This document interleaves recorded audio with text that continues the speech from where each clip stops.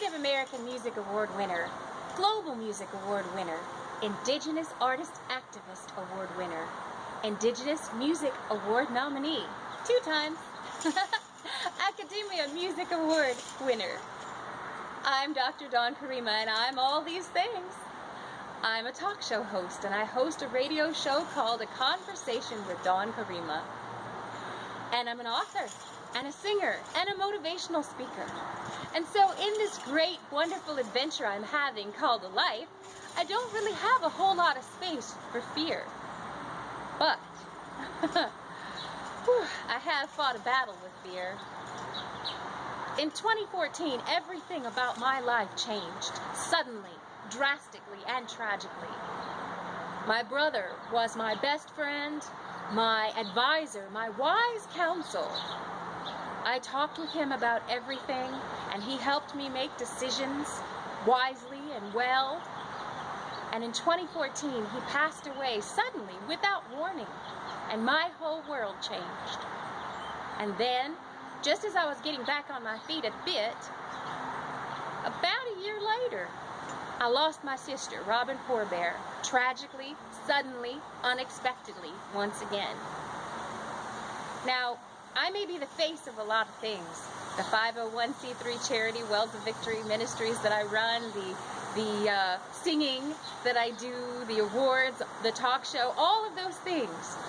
But the two of them, they were the force. A lot of times, Robin was the one who organized volunteers for our charity outreach. She called the stations and the networks in order to get me booked. She booked speaking engagements and consulting gigs. Gil, well, his wisdom was a lot of how I decided what to do, when, and why. I have a big sister and I love her dearly, but you see, I'm not married yet. I hope to be, but I'm not yet. And I hope to have children, but I don't have any yet. And so, quite frankly, I didn't have a backup plan for this life.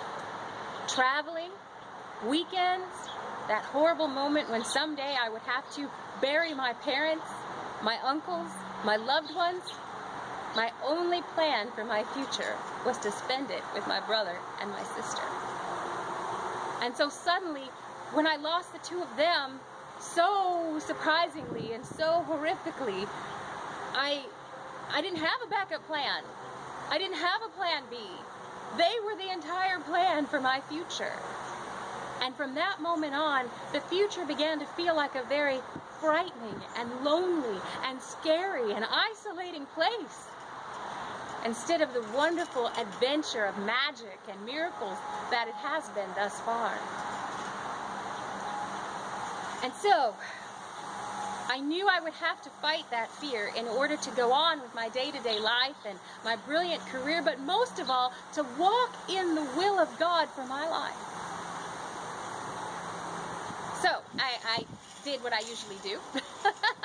I went to my go-to move, and that is to pray. And I pray in a way that many folks in the southeastern tribes of the United States of America pray, if you're native, and that's stomp dance. I'm a shell shaker. And in a stomp dance, the men sing, and the women make the music by wearing turtle shell rattles that are filled with river rocks around our ankles. And we make the music that helps us pray. And I went to Gadua Mound, and I was in stomp dance, and it was under the moon, and I could hear the Oconaluftee River, and I thought to myself about all the people I knew who needed prayer. And I started praying for them, and I started praying for other people, and I started praying for the whole world. And as I took my eyes off myself and put them on Creator, I noticed that my problems began to shrink. That I began to be filled up with love with each step. The love of my family, the love of my friends, the love of my ancestors, the love of anybody who's ever loved me and been good to me. And that love, it cast out the fear. All of a sudden, everything changed for the better.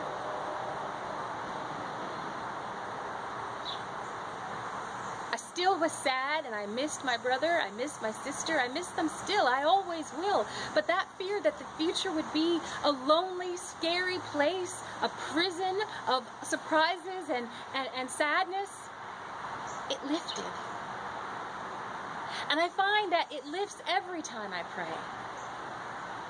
All of the love of that great cloud of witnesses that compasses each one of us about, cheering us on.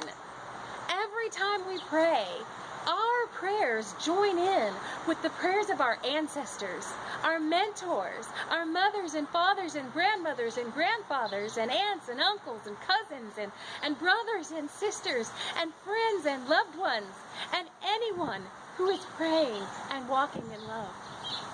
That's a powerful force when we love God and love others.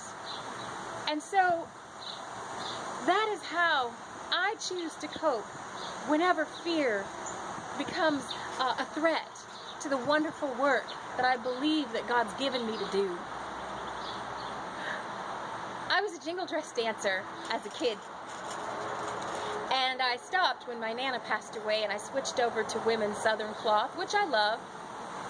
But I started having dreams about jingle dress dancing, a red dress, and I told Creator if it was His will, then provide everything I needed.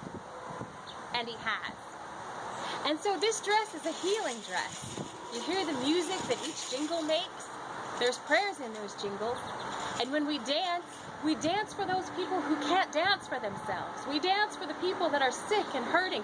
We dance for the earth and for creation. We dance as praise and worship too. And as we dance our prayers, as we say our prayers, as we sing our prayers, as we live our prayers, as we give to others as a form of prayer, as we open our mouths and speak to Creator in whatever way we know to do, we're praying. And we're joining the prayers of everyone who prays in a good and sacred way. And guess what? We're walking in love. And perfect love, that's the antidote to fear. It casts fear out every time. I think the best way to show you truly and invite you in to that peace and that fearless woman life is to enjoy my music video, The Miracle of Us, from my Global Music Award-winning CD, The Stars of Heaven. And it's also on my Native American Music Award-winning CD, The Desire of Nations. So as you watch us dance, as you watch us rejoice, you know that our prayers are mixing with yours